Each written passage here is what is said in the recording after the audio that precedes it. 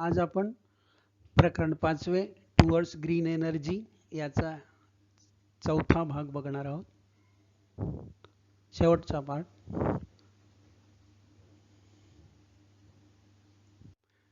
प्रकरण 5वे हरित ऊर्जेच्या दिशेने याचा चौथा भाग आपण बघणार आहोत. शेवटचा भाग आहे हा आपण आता बघूया.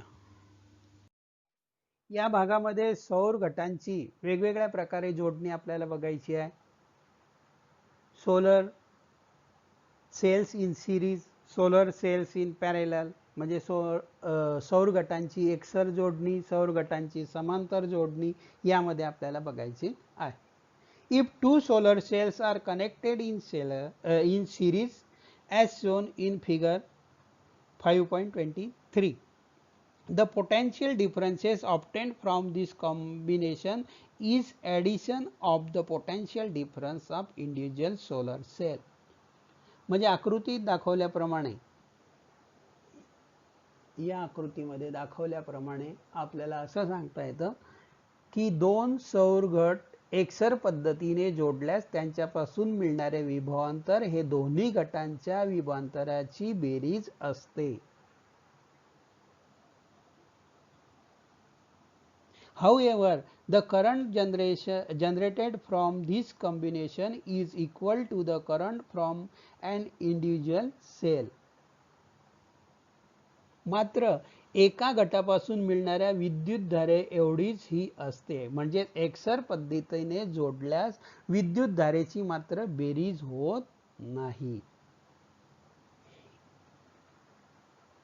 आता आपण समांतर जोडणीबद्दल बोलूया. समांतर जोडणी. If two solar cells are connected in parallel, the current generated from this combination is summation of the currents from an individual solar cells. दोन सौर घट समांतर पद्धतीने जोडल्यास त्यांच्यापासून मिळणारी विद्युतधारा ही दोन्ही घटांपासून मिळणाऱ्या विद्युतधारांची बेरीज असते. However, the potential difference obtained from this combination is the same as the potential difference obtained from individual cell. परंतु या जोडणीपासून मिळणारे विभवांतर मात्र एका घटापासून मिळणाऱ्या विभवांतरा एवढेच असते. Thus, if two solar cells are connected in parallel, the potential differences from the two cells are not added. म्हणजेच समांतर पद्धतीने जोडल्यास विभवांतराची बेरीज होत नाही. त्यानंतर येतो आपण या पुढच्या आकृती संबंधी. A solar panel made from 36 solar cell, म्हणजे 36 सौर घट एकत्रित जोडून बनलेले हे सौर पॅनल आहे. In this way, by connecting many solar cells in series and parallel, solar panels is generating required current and potential difference are made. अशा प्रकारे अनेक सौर घट एकत्र जोडून एकसर आणि समांतर पद्धतीने जोडून हवे तेवढे विभवांतर आणि हवी तेवढी विद्युतधारा निर्माण केली जाते. म्हणून अशा प्रकारचे सौर पॅनल जे आहे हे अशा प्रकारचे सौर पॅनल जे असतात ते बनवले जातात. अशा प्रकारचे तुम्ही बऱ्याच वेळा टेरेसवर वगैरे गच्चीवर ते बघितलेले असतील. असे काळ्या काळ्या रंगाचे काचेच्या खाली ते काळे काळे ठिपके आपल्याला दिसून येतात. त्याला म्हणतात सौर पॅनल. त्याच्यानंतर येतो आपण solar cell to solar array. Solar cell to solar array याबद्दल येतो. Many solar panels are connected in series and parallel to generate required current and potential difference. As shown in figure, solar cell is the basic unit of solar electric plant. Many solar cells come together to form a solar panel. असे अनेक सौर panel एकसर आणि समांतर रीतीने जोडून पाहिजे तेवढी विद्युतधारा आणि पाहिजे तेवढे विभवांतर आपल्याला मिळवता येते. सौर घट हा सौर विद्युत केंद्रातील मूळ घटक असतो. अनेक प्रकारचे अनेक सौर घट एकत्र येऊन सौर पॅनल बनत असते. अनेक सौर पॅनल एकसर पद्धतीने जोडून स्ट्रिंग बनते आणि अनेक स्ट्रिंग समांतर पद्धतीने जोडून सौर ॲरे बनतात. Many solar cells come together to form a solar panel. Many solar panels connected in series form a solar strings, and many solar strings connected in parallel form a solar array is produced.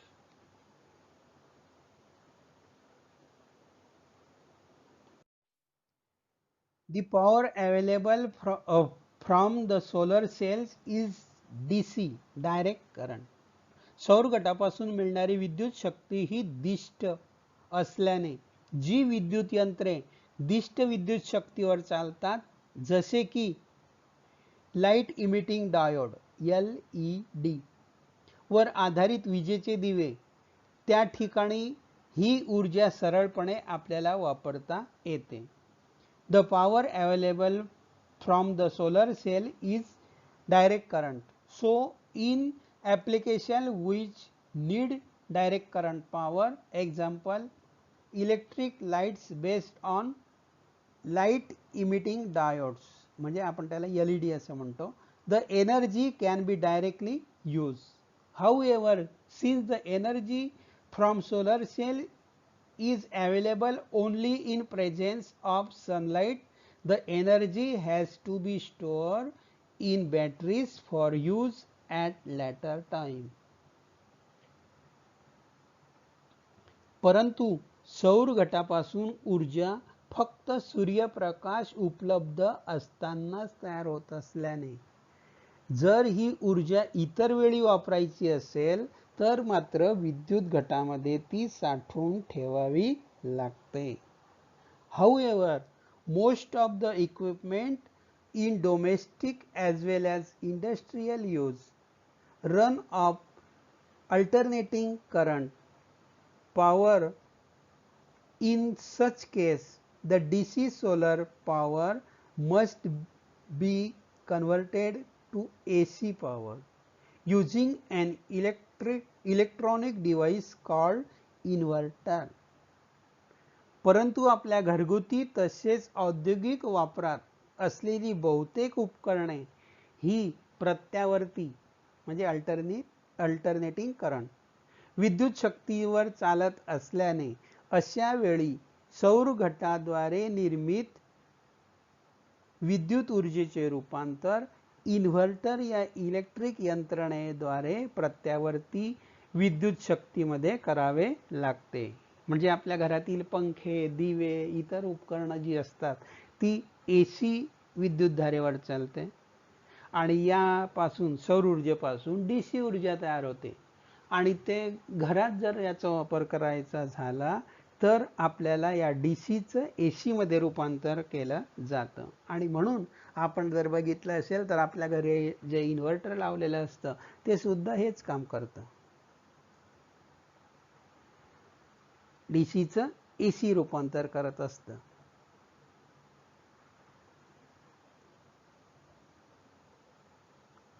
Conversion of energy generated by cells to AC form by using inverter. आपल्याला दिलेलं आता हे conversion कशा प्रकारे होतं ते. Solar cell म्हणजे काय, सौर घट, त्यापासून तयार होतं बॅटरी म्हणजे विद्युत घट, त्यानंतर इन्व्हर्टर मार्फत म्हणजे इन्व्हर्टर मार्फत आपल्याला AC वर चालणारे म्हणजे electric equipment working on AC power, AC वर चालणारे विद्युत उपकरणं वापरली जातात. त्यानंतर दिलं आहे आपल्याला स्कीमॅटिक ऑफ सोलर फोटोव्होल्टाइक स्टेशन. म्हणजे हे जे दिलेलं आहे आपल्याला इथं ते सौर विद्युत निर्मिती केंद्राचा आराखडा कसा असतो ते आपल्याला दिलेलं आहे इथं. we have seen that many solar panels can be connected together to generate whatever energy we need. म्हणजे अनेक सौर पॅनल एकत्र जोडून हवी तेवढी विद्युत ऊर्जा निर्मिती करता येते. आणि या बाजूच्या आकृतीत दाखवल्याप्रमाणे अशा अनेक पॅनल्स मार्फत निर्माण झालेली डीसी शक्ती इन्व्हर्टर मार्फत आपल्याला एसी मध्ये रूपांतर करून ट्रान्सफॉर्मरच्या साहाय्याने ही शक्ती आवश्यक तेवढे विभवांतर आणि विद्युत धारेच्या रूपात विद्युत वितरण जाळ्यामध्ये वितरित केली जात असते. As shown in figure, the DC power generated from these panels is first converted into AC power. A transformer transform the voltage and current levels of generated power and then it is fed into electricity distribution network. त्यानंतर येतो आपण solar thermal power plant, म्हणजे सौर औष्णिक विद्युत केंद्र.